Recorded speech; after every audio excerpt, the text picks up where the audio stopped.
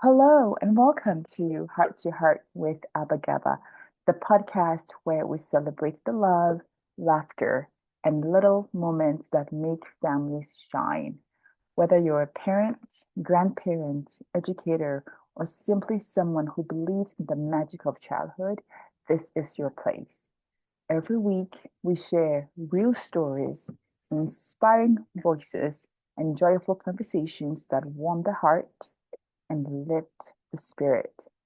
So grab a cozy seat. It's time to go to Heart to Heart. Stop Smart sponsors Heart to Heart with Abagaba, your one-stop destination for stuffing and not medical concierge services for adults, teens, and children.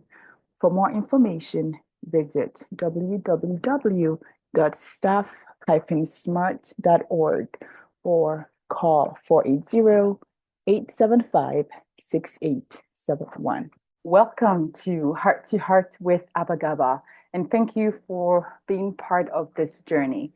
Whether you've been here since episode one or you're just joining us now, I'm so glad you're here.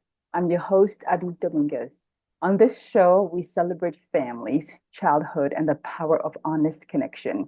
And today, I'm excited to introduce you to someone who embodies all that and more. Today on Heart to Heart with Abagaba, I'm honored to welcome a guest whose wisdom comes from over 50 years of experience as a psychologist, writer, advisor, and mentor. She has worked with everyone from preschoolers to adults, and her current passion lies in the emotional development of men and boys, shining a light on how culture restricts their emotional expression and growth. She's also the author of the New York Times best-selling journal, Read, Reflect, Respond, The 3 Hours of Growth and Change. Get ready for a powerful, eye-opening conversation. Gloria, welcome to Heart with Abagaba. Thank you. And thank you for that lovely introduction. I have Oh, a lot to live up to. oh yes.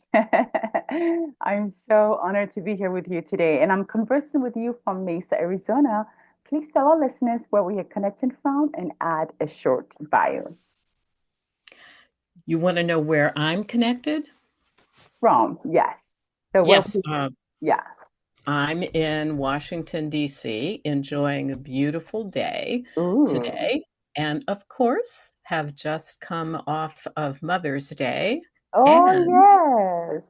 this year, it was also my birthday. So I have just turned 79. Happy 79th birthday. 79. Wow, that's amazing. Thank you so very much for sharing it with me. You're welcome. So, I want to ask you, how did you end up in psychology? That's a great question because it has a beautiful story to it. Ever since I was a little girl, I wanted to be a math teacher. Math was easy for me and it was quick. And I was in my junior year of college with a 4.0 grade average. I was in calculus 2. We had a new professor straight out of Harvard. She faced the blackboard, never turned around and talked to the class. She filled the blackboard with her right hand, erased with her left, filled the side blackboard with her right hand, erased with her left. In other words, everybody in the class was totally lost. Oh my gosh. And so I had to catch a bus home for Christmas break. And I had a friend go check the professor's door to see if I passed this class or not. And she comes running across the parking lot screaming, "You got a D! You got a D!" And Oh, I went, "Yippee! I passed the class. yay! Yay!" And then I immediately switched my major and my minor, and my minor was psychology. I Hmm. took psychology because for me it was fun. Yeah. And it was interesting. It was a great break from the rigor of math. Oh. And I thank that professor in my heart because I have never looked back. I love what I do. I loved it from the very beginning when I switched it to my major. Oh, you found your true calling. It definitely is. That is so amazing. So why is connection with others so important? It's incredibly important. Think about it. We are born connected to another human being, Yes. and we spend the rest of our lives seeking out connection, longing for connection, experimenting with connection. And we know for a fact, right, that infants who are taken from their mothers and adopted right after birth, they Yes. have a strong desire to seek out their birth mother. Mm, We're connected from the very beginning, and we need connection. I think if we don't have connection, we're not going to be able to survive for very long. yeah. That resonates with me so much. Thank you for sharing Mhm. that. I was not adopted, but I never knew who my mom was growing up. And Mhm. I could not rest Oh yeah. until I found her. That's beautiful. It is true with so many people, and once you find that connection, there's just kind of a relaxation in your body and your brain. Suddenly, you become real, Yes. Yes. right? It's Yeah. that if you know the story of the children's story of the Velveteen Rabbit, Oh yeah, I love that story. I love that story too, and it just illustrates how important it is to be connected and just to have that sense that I know where I come from. Yes, yes. It gives you like for me, it gave me a new sense of purpose, more confident. Like I knew who I came from. So That's fabulous. it That was awesome. that's fabulous. Hi, congratulations to you. So many people do that search and don't have success. I know. It breaks my heart.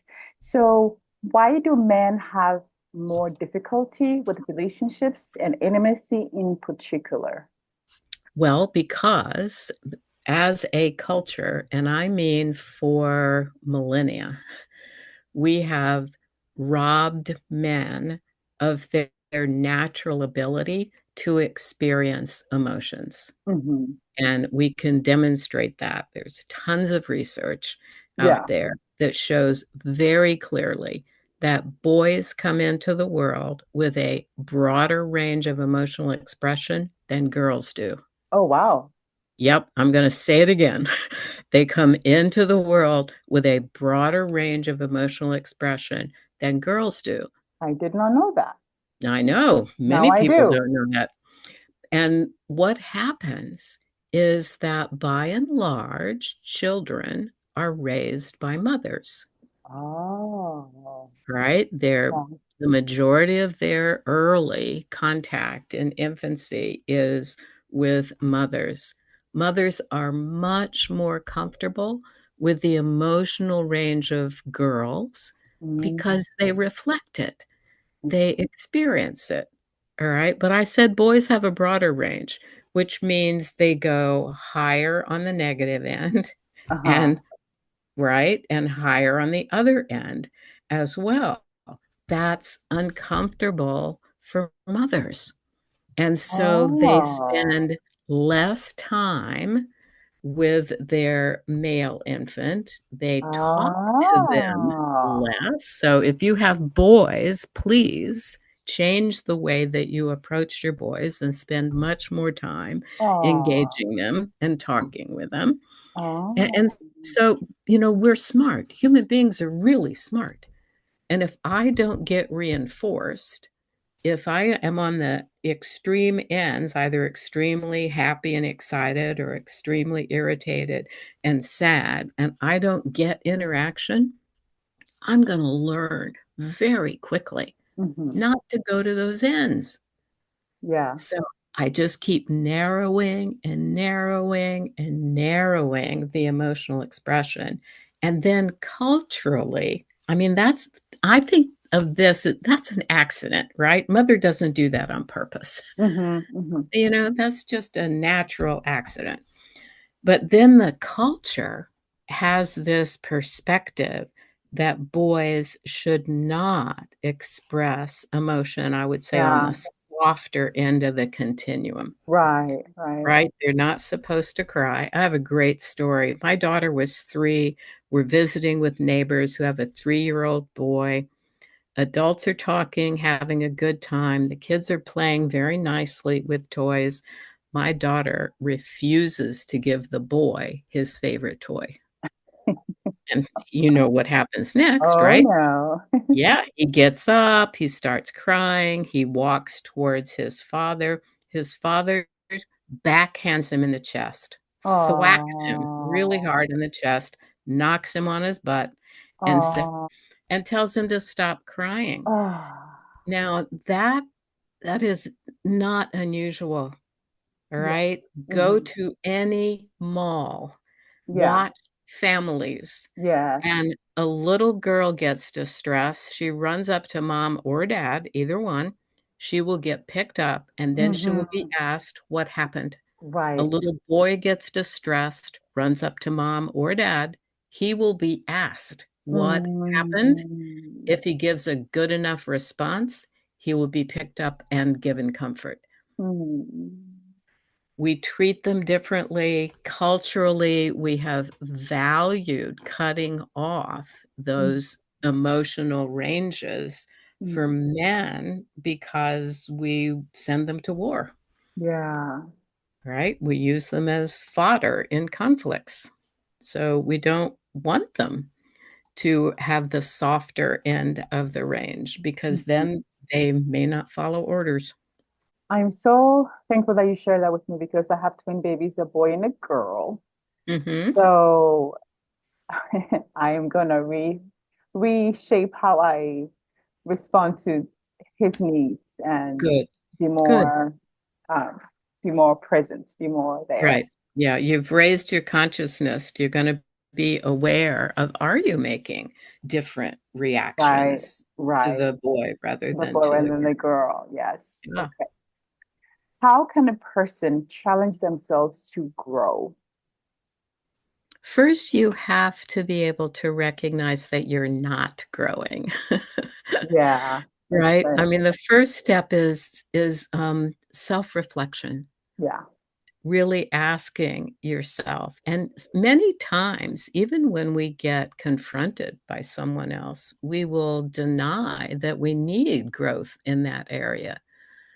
We have to be able to look at ourselves and ask ourselves questions about, how am I interacting with other people? How am I interacting with myself? yeah, So much is related to, how am I interacting with myself? How aware am I of discomforts that I experience in different situations? And do I take that awareness and get curious, right? Why yeah, would this particular situation cause me more discomfort than some other situations? yeah, And you'll be surprised at what you might uncover in your own early history yeah. that is the reason. Hmm. Hmm. That really is. I know that earlier we mentioned about men and boys. I want to ask you, why are you so interested in men and boys? When I started my practice as a psychologist in private practice, Mhm. I had a friend who managed a preschool, Yeah, and she wanted me to come and work with her teachers yeah. because her teachers were having discomfort with a lot of boys in this school. So the girls are compliant, Okay. but the boys are more rambunctious. They're more verbal with noises, not so much language. Oh, okay. Um, they're more active.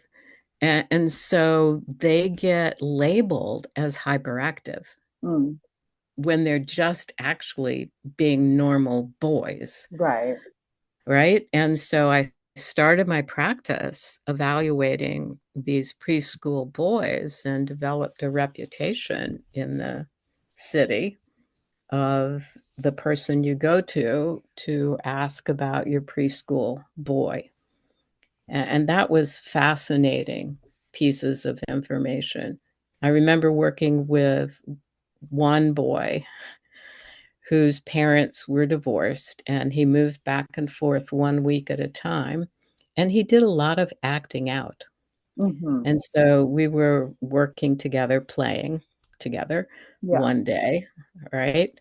And I asked him, what happens to the tears? I don't ever see tears or hear about tears Mm-hmm. with you. Oh, and he just straightened right up and Oh, he said, "Well, these tears, they don't come out my eyes, oh, right? They go down into my throat and then oh, they go down into my stomach. They oh, turn into little rocks, and oh. then every once in a while, I just spray them all over the place." It was a gorgeous explanation Mm-hmm. of suppressing feelings. Suppressing feelings. Yeah. Just a brilliant, description of the Brilliant. process. Mouth of babes. Yeah, He who was feeling it and experiencing it. What a humorous but truthful, deeper way to very, very truthful. express where his Mhm, tears went. Wow. right? So, what role does mental health play in other parts of our lives? It's critical. It is critical. As we talked earlier, right? The first thing that you want to do when you come out of the womb is that you wanna make eye contact with the person who's been carrying you. Oh, yeah. We are born connected, we seek out connection, we get irritated if the connection isn't satisfying Yes, for us. Being connected with another human being is critical in all aspects of life. it is. It really is. So, why do you write regular blogs? Well, I write my blog because it just exists inside of me. I cannot I really love it. explain it. I love it. I It's get it.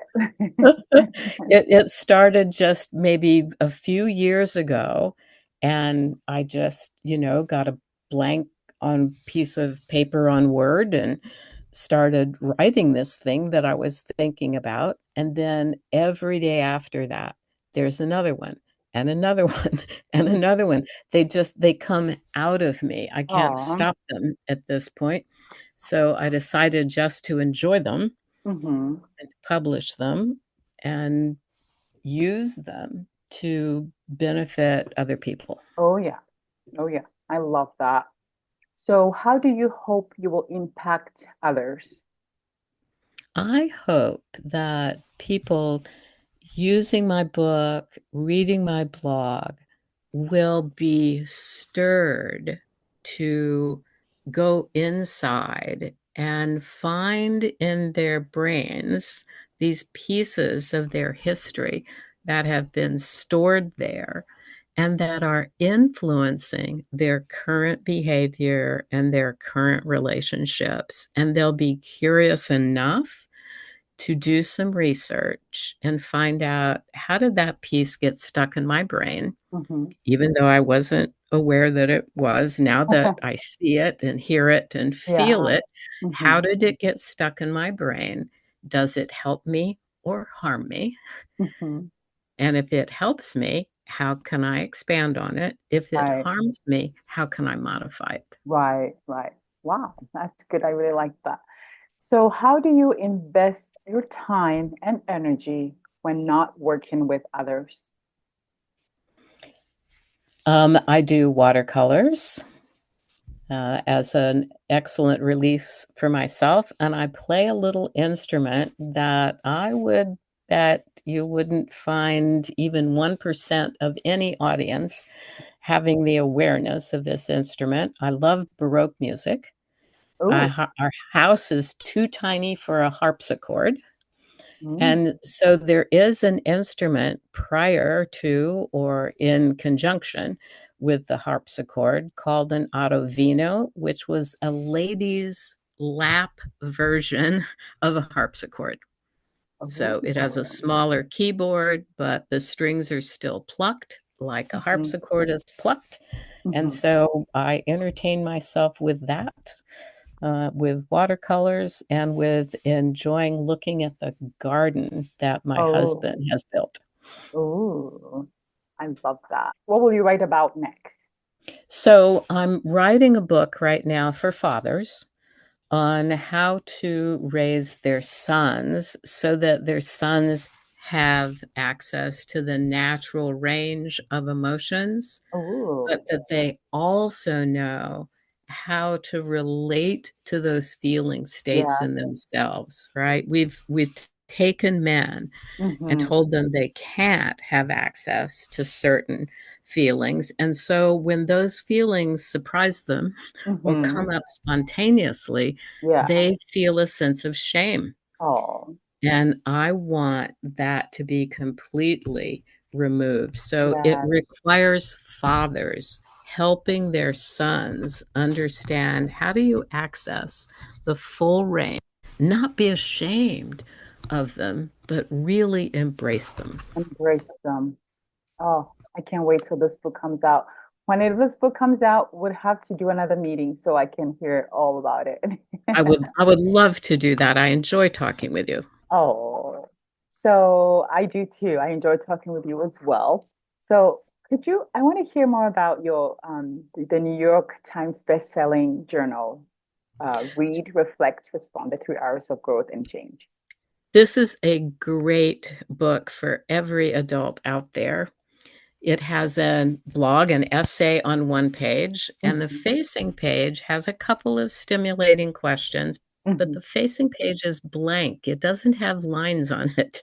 Uh-huh. Most journals have lines on them. They Right. expect you to respond with language. Hmm. But honestly, right, your brain Yeah. early on did not have language. So you have tons of information stored in your brain that's not stored in the form of language. I Yeah. want you to be able to access that. Hmm. And in the course of the rest of your life, you also store images and experiences that are not language. You store sights, you store smells, you store Hmm. touch. Hmm. And if the page is blank, you have a better opportunity to tap into those pieces of history that are stored in your brain. So you can scribble, you can scratch, you can tear the page if you want, right? You can do anything that you want with it. But the goal is to facilitate access to some of the storage in your brain that you wouldn't be able to find through language. Hmm. Wow, that's deep. I really need to get my hands on one of them. Well, I have a little story. I got a Okay. phone call Ooh. from an 80-year-old man Uh-huh. who was a friend of my brother's in high school. Oh. Never never heard of the guy since, right? And he hunted me up and he called me. He said he got the book and that, Oh. he's retired. He was just kind of waiting for his life to end. Oh. And he said, I started working in that book and a piece of me came to life. He Came says, to I life. love taking pictures. I've got lots of pictures. He said, I'm going to start putting my pictures online and sharing my pictures, and maybe somebody might even buy one of my pictures. So he just like came to life. It's Came like to blossomed. life. Yeah, what an awesome impact that you made on him. And what a small world, really. Oh. Really, truly. That's an awesome story. Thank you for sharing that. Do you You're have any welcome. do you have any final thoughts to share with us? I would encourage anyone listening to get a copy and see what they discover about themselves. It could be life changing. And speaking of that, where can listeners find your book? You can find it on Amazon. On It is Amazon? also true that it is available in any bookstore throughout the world. You can True, find it any place. If it's true. not on the shelf, you ask and it will be sent to that bookstore. That is wonderful. Congratulations. I am Thank you. double honored talking to you right now. I mean, I have been from the beginning, but I'm just like getting more honored Well, I've talking. really enjoyed talking with you. I have as well. And do you have, what's your website so we can follow your work? And do you have any social media handles that also we can follow you? The website is www.drvanderhorst.com. So it's www.drvanderhorst.com. Yes. I post on Substack. If you're familiar with Substack, you can find that online and read all of my postings there. And of course, I'm on lots of other things, LinkedIn, Yeah. Facebook, Mhm. right? All of those popular places. Yes, yes. Oh my goodness. I'm so grateful to my guest, Gloria Vanderhorst. I mean, Dr. Vanderhorst, No, for that's fine. for sharing her deep wisdom and powerful insights, and to you, dear listener, for always showing up with your heart open. This conversation reminded me just how important it is to give space to the emotions we often hide, especially in voice and men. Mhm. Healing takes courage and begins with listening, understanding, and choosing a different way forward. Gloria, thank you so very much for being with me today on Heart to Heart with Abagaba. I have learned so much, and you are a joy and inspiration. Have a beautiful day. Thank you. Until next time, keep holding space for what matters, keep showing up, and as always, keep your heart open. Aspire Behavior Health also sponsors Heart to Heart with Abagaba. They offer monitoring, counseling, medication, and personal care services in a beautiful residential setting. Contact Aspire CBH at outlook.com or call 480-875-6871. Thank you for joining us for another heart to heart moment. I hope today's story touched your heart the way it touched mine. If this episode spoke to you, share it with someone you love. And don't forget to subscribe to this and our YouTube channel so you never miss a moment of connection, inspiration, and joy. The stories and insights shared on Heart to Heart with Abagaba are personal and based on lived experiences. While some of our guests may be licensed professionals in their fields, the content of this podcast should not be considered legal, medical, or mental health advice. For expert guidance, please consult a qualified professional directly. Until next time, take care of your heart, take care of each other, and keep celebrating the love that makes us family. Celebrate!